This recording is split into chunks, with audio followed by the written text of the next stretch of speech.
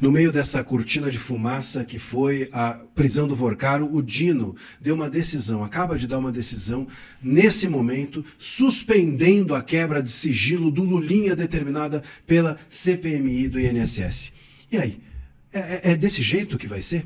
Eu vou te contar agora o que é possível fazer e o que está sendo feito pelo STF, qual a estratégia deles e como que o Mendonça e a própria CPMI podem reagir. Eu sou André Marcílio, advogado, comentarista jurídico, e peço que vocês se inscrevam no canal, deixem o like, cliquem no joinha e se tornem membros do canal clicando na aba Seja Membro, tendo acesso aos nossos conteúdos exclusivos. O Dino, ele simplesmente, num mandado de segurança impetrado pela empresária Roberta Luschinger, que é ligada aí a essa história toda, amiga do Lulinha, investigada no caso do INSS, ele foi lá e deu essa decisão. Disse o Dino na sua decisão, aqui abre aspas, que era muito genérica, não se pode permitir uma decisão, uma quebra de sigilo genérica sobre uma pessoa. Genérica, Dino? Sério mesmo? O Lulinha confessou que teve uma viagem paga pelo Careca para Portugal para visitar uma empresa de cannabis medicinal. O próprio tem documentos de 37 páginas de delação dizendo que o Lulinha recebia 300 mil reais de mesada do Careca. Como é que é genérico isso? A corrupção está explícita. É só ver, é só querer ver, né, Dino?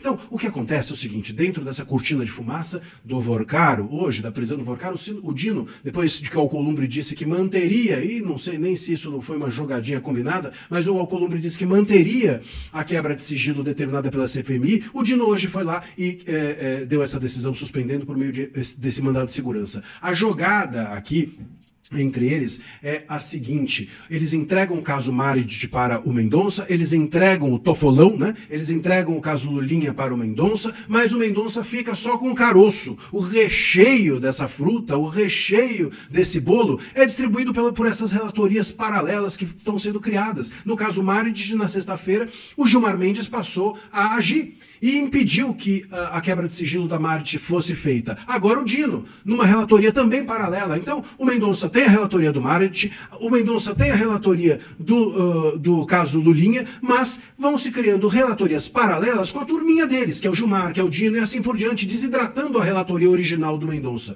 Entregam para o Mendonça a casca, mas o recheio mesmo, né, o brinquedo de dentro do Kinder Ovo fica com o Dino, fica com o Gilmar, fica com essas relatorias paralelas. Essa é a estratégia deles. E aí, meus caros, é preciso reagir.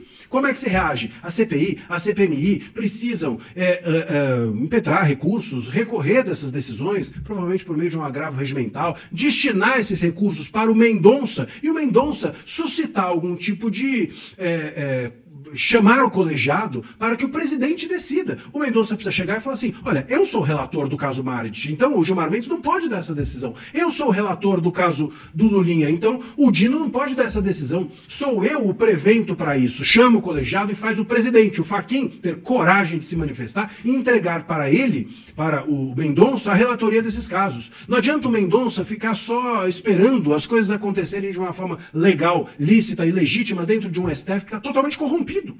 Mas é óbvio, não é? Mas é óbvio. Então precisa o Mendonça chamar o colegiado, suscitar conflito de competência para a presidência, para o Fachin, se manifestar de quem é esse caso. Se o caso Marit é meu Mendonça, se o caso Lulinha é meu Mendonça, o Dino, a decisão dele é ilegítima. A decisão do Gilmar de sexta-feira é ilegítima. E anulam-se essas decisões. É isso que precisa ser feito. A CPI e a CPMI precisam recorrer buscando isso. Recorrer ao Mendonça, não ao Gilmar, não ao Dino. Recorrer ao Mendonça, buscando que o Mendonça puxe para ele a relatoria desses casos.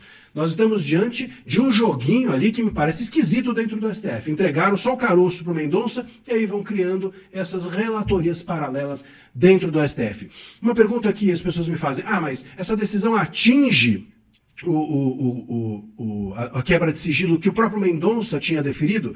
Não atinge, mas claro que você passa a ter a CPMI agora tendo de pedir acesso ao Mendonça para ter acesso a documentos. Então cria-se uma burocracia imensa que provavelmente vai fazer com que dentro do STF essa quebra de sigilo do Lulinha se torne invisível. Dentro do STF haja ali sempre aquelas reuniões secretas para decidir coar, filtrar aquilo que vai ou não ser compartilhado com a CPMI, com a imprensa, com todos nós. Lamentavelmente, o que me parece é que o André Mendonça está sendo usado pelos colegas, ele precisa entender isso e passar a usar, a ser protagonista desses atos e não coadjuvante como querem. querem que ele seja. Se você gostou dessa análise, desse vídeo, tem um convite. 5 de março, 8h30 da noite, eu vou fazer uma live. Amanhã, quinta-feira, 8h30 da noite, dia 5. Quem pode barrar o STF? É o nome da live. Entra aqui na descrição do vídeo, tem um link, é gratuito. Clica, se inscreva, esteja comigo amanhã, quinta-feira, dia 5 de março, às 8h30 da noite. Te espero lá.